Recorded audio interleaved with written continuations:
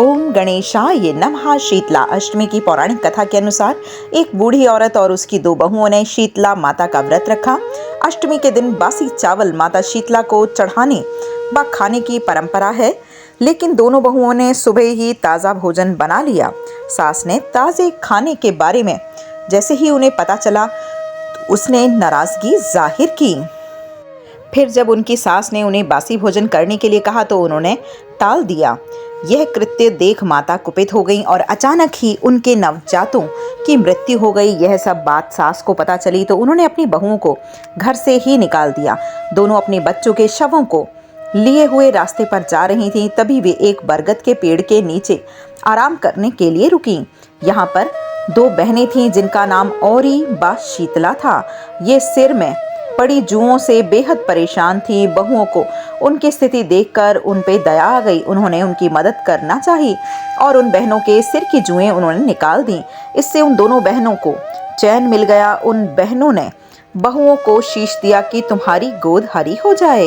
यह सुनकर उन बहुओं ने कहा कि हमारी हरी गोद तो लुट गई है।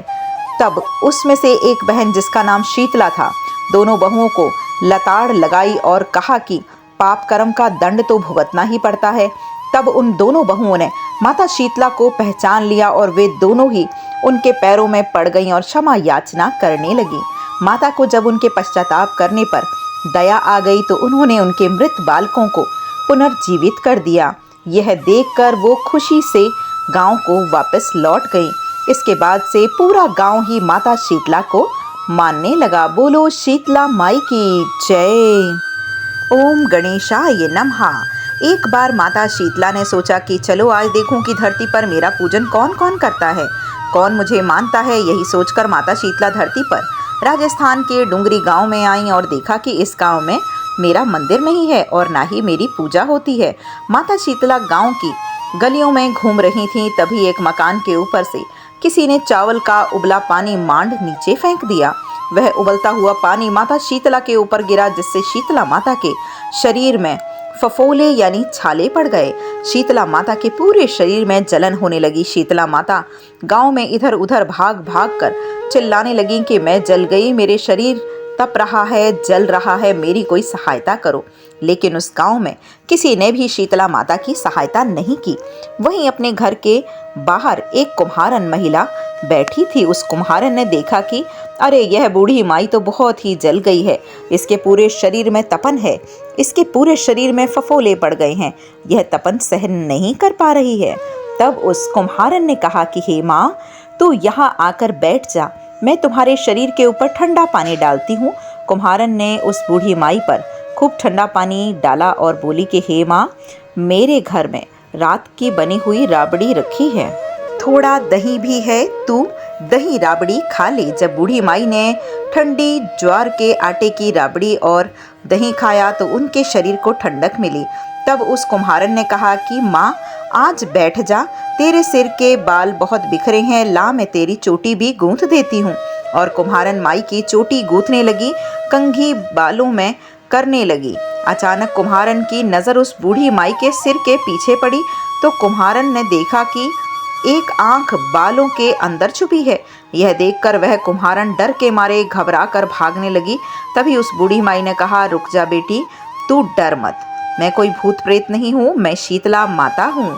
मैं तो इस धरती पर देखने आई थी कि कौन कौन मुझे मानता है और कौन कौन मेरी पूजा करता है।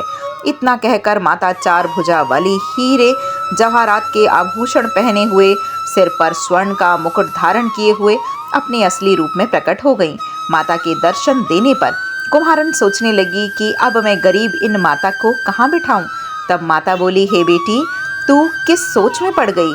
तब उस कुम्हारन ने हाथ जोड़कर आंखों में आंसू बहते हुए कहा, हे माँ, मेरे घर में तो चारों तरफ दरिद्रता ही बिखरी हुई है, मैं आपको कहाँ बिठाऊं। मेरे घर में ना तो कोई चौकी है, ना बैठने का ही कोई आसन।